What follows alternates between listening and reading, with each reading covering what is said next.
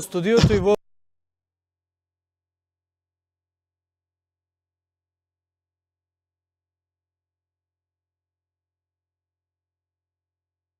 свој стил. Пред да пристигне во Британија, преку Твитер прво се зафати со градоначалникот на Лондон, за кој што го нарече губитник, тој е Садикан лаборист. Нафрли уште неколку своји теми, баш во свој стил, кој би бил добар премиер, кој би бил добар преговарач со Европската Унија. Имено утрово го пристигнаа со Меланија во Лондон и имаше прва средба со кралското семејство. Која е многу важна работа да се види во светот дека он се сретнал токму со кралицата за неговото лично CV за наредните претседателски избори. Тие аспекти од ова прв негов доручек со кралското семејство, може ли да се очекуваат некакви политички одлуки, ако се земе в предвид каква е улогата пак на кралицата во Обединетото кралство, ако се земе в предвид дека таму бил принцот Чарлс, цело кралско семејство, и особено неговите политички одлуки би дошле по посетите со официјалните политички лица. Се знае дека Соединетите Американски држави и Велика Британија имаат специјални односи. Значи најспецијални односи во светот Соединетите Американски држави имаат со Велика Британија. Впрочем, и тоа е бивша колонија на Британија пред 200 години, колку и тоа не убаво да звучи, сепак американците и британците имаат специјални односи. Сега ова со Трамп и одлуките малку ми е, морам лично онака малку да се пошегувам и да кажам какви тоа одлуки може да се донесат со Доналд Трамп, ако се земе во предвид дека тој прво нафрла преку Твитер, нафрла неколку теми, самиот рече критиките кон лондонскиот градоначалник, кој наместо да се бави со голема политика, тој му укажа да се позанимава со криминалот во Лондон. Потоа направи една паралела со њујоршкиот градоначалник, дека се исти како него и тој исто како и Садикан е неспособен, но за разлика од овој е барем повисок, овој е понизок. Сакам само да кажам, веројатно му пречат што не се од иста идеолошка матрица. Не само тоа, него и веројатно критиките и ипотезите. Мораме да се согласиме дека Трамп е не конвенционален председател, несвојстен председател, човек кој кој е бизнесмен, кој ги дава изјавите без политички да ги осмисли. Во секој случај специјалните односи со Британија ги има. Ги прави на година и пол пред председателски избори, што му е на некој начин своевиден пиар за председателската кампања. Оно што исто така важно, една од причините зашто е во Велика Британија е одбележувањето на 75 или 80 годишницата од искрцувањето на американските трупи на Нормандија во Втората светска војна, со што и официјално беше означено на некој начин влегувањето на американците на европскиот континент, но јас ќе додадам една мала додавка, а тоа и полека, но сигурно падот на Велика Британија како империја во свет, значи останува Соединетите Американски држави, така да има голема символика. Но она што му предсходеше на некој начин доаѓањето на Доналд Трамп Ова е што гледаме во моментов е пречекот од министерот за надворешни работи. Да, тој доаѓа во пресред на Брекзитовската криза, што сакале да признаеме или не, ќе изигра големо влијание. Тој веќе излезе и рече дека еден од можните наследници на Тереза Меј, која во петок треба да ја поднесе оставката на премиерската функција, Борис Џонсон, е за него фаворит, дека му се допаѓа како ја води политика, дека тој ќе биде одличен британски премиер, давајќи му нескриена поддршка и му порача биди премиер и излези од Европската унија и немој многу да имаш обзири према Европската унија, нема што ти Велика Британија не е должна ништо на Европската унија. Дејан, дали е своевиден парадокс тоа што ако САД и Обединетото кралство се, како што рече самиот, имаат посебни односи, да, при тоа Европската унија е на некој начин сојузник на Америка, истовремено Доналд Трамп преговара за една теорија да двајца луѓе кои што беа можеби помеѓу најистакнатите, не можеби него сигурно. Едниот е Борис Џонсон, поранешен министер за надворешни, и Најџел Фараш, двајца конзервативци кои што Тој го И ја турка препорачува, агендата, да, за Британија да ја извадат од таа Европска унија, која што него му е пак сојузник. Вака, Доналд Трамп знаеме и сами дека нема никакви односи, може би има Соединетите Американски држави и Европската унија, но Доналд Трамп нема никакви добри односи со Ангела Меркел, нема никакви добри односи со Емануел Макрон. Тие се двајцата лидери нели кои ја влечат Европската унија.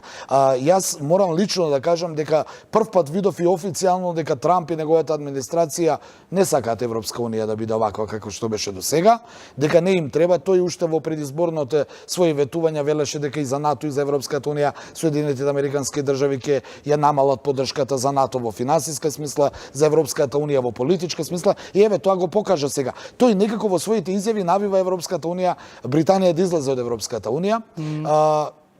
И автоматски Европската унија да не биде толку силна. Мораме да се согласиме дека ако Велика Британија излезе од Европската унија, унијата веќе нема да биде толку силна како што е сега. Значи, ќе повторам, фаворит му е Борис Џонсон, кој па денеска излезе и рече дека доколку тој биде премиер, Британија ќе излезе на 31 октомври од Европската унија со договор или без договор, нема врска. Дополнително охрабрен од изјавата на Трамп да излезат британците, немаат никакви обзири кон Европската унија. И второ, на што мене можеме им беше најчудно е што го предлага Трамп, го предлага Најџел Фараш, евроскептикот, да биде преговорач на Британија со Европската унија. Што пак нема ни толку голема некаква репутација во Па нема ни репутација, но очигледна е пораката дека Трамп навива Британија да излезе од Европската унија, а очигледно и тие сили кои во Велика Британија сакаат да останат британци, а не кои се поблиску до Соединетите Американски држави, него до своите европски, да кажеме, до вчерашни пријатели и комши, само укажува која е намерата на Трамп.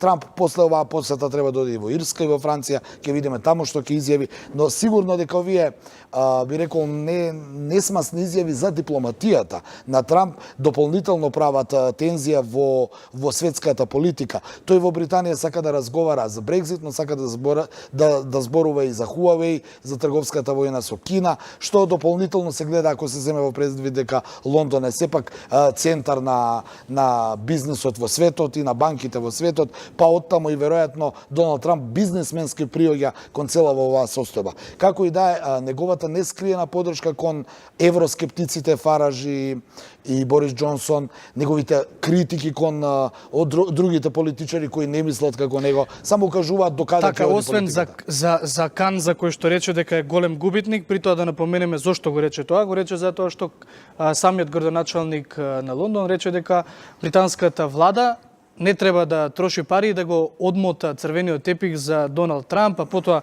Трамп му врати неисе, меѓутоа за Корбин, за опозиционерот Корбин, иако Британија и САД функционираат на начин на кој што имаат подпишано со уште 4 други држави размена на разузнавачки информации, за Корбин вели дека доправа треба да го запознае во случај да стане премиер и да ја добие неговата доверба пред тој договор да функционира како што треба. Очигледно дека овие про-демокративе, про-левицава многу и не ја симпатизира. Не ја симпатизира, тој си го кажа својот фаворит. За него фаворит е Борис Џонсон, а и Борис Џонсон некако како координирано на поддршката на Трамп излезе со својата изјава. Ќе повторам, според мене тоа е голема изјава да кажеш дека на 31 октомври ќе излезеш од Европската унија со или без договор, ако се земе во предвид дека Тереза Меј 2 години се обидуваше да направи било каков договор за излез од Европската унија, нели не укажува дека мислам во светските медиуми дека излегувањето на Велика Британија од Европската унија без договор ќе биде хаос во општеството. Дури имаш информации дека специјални сили на британската армија веќе се распоредуваат доколку дојде до тој хаос. Сега одеднаш Борис Џонсон искачи и вели: луѓе, ние ќе искочиме на 31 октомври, а на Европа не и должиме ништо. Само за да ја заокружиме оваа тема и да преминеме на втората, немаме уште многу време. Доналд Трамп и неговото семејство се само трето семејство после Џорџ Буш и неговата фамилија и Барак Обама и неговата фамилија кај кралицата. Значи ли ова нешто?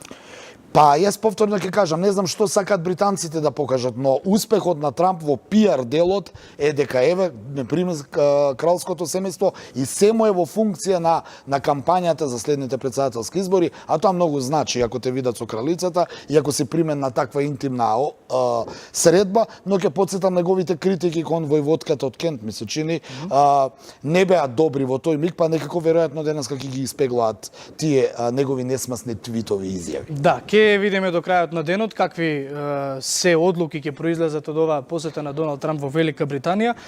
Втората тема која што имаме само што неколку минути да ја обработиме овде во студиото се однесува на Албанија, но пред јас и Дејан да разговараме, ќе повикаме еден краток прилог подготвен од Дескот и се враќаме во студиото. Протестот на албанската обединета опозиција во Тирана ескалираше пред парламентот, кога толпата се обиде насилно да влезе во зградата. Полицијата засилена со припадниците на специјалната единица за брза интервенција беше приморана да употреби солзавеци водени топови врз на собраните луѓе, кои извикуваа премиерот Еди Рама да замине од функцијата. Во протестите се повредени околу 20 лица. Председателот Илир Мета ги повика демонстрантите да се воздржат од насилни акти, а истото го направи и министерот за внатрешни работи Сандер Леши, кој директно од лидерот на Демократската партија побара да ги повлече демонстрантите. Протестот почна пред владата, кога се обрати Баша, повторувајќи ги барањата за заминување на премиерот Рама, формирање преодна влада и спроведување предвремени парламентарни избори. Ке трае ли ова во Албанија со оглед на тоа што еве големи се протестите? Па она што го бара опозицијата и која вели дека вчера излезени се рекордни 65.000 протестанти, односно демонстранти на улиците, односно пред собранието, сакајќи насилно да влезат, има 20 повредени во овие демонстрации. Не знам, ќе видиме, Еди Рама е многу спокоен, меѓутоа ова што го бара опозицијата е да се одложат локалните избори кои се на 30 јуни закажани, да се Еди Рама да поднесе оставка, да се направи преодна влада која ќе организира предвремени парламентарни избори. Ми се чини дека тоа е невозможно, тоа е моја слободна проценка, освен ако не се радикализираат многу протестите, па не дојде до буквално неливоредна состојба во земјата. Да. Тоа беше Дејан Андоновиќ, колегата со кој што разговараме за сите оние работи кои што се во фокусот, а доаѓаат од Европа, Балканот и од светот. Останете со 1 ТВ, следува информативното издание во рамките на студиото. Јас и Јана се враќаме околу 17 часот.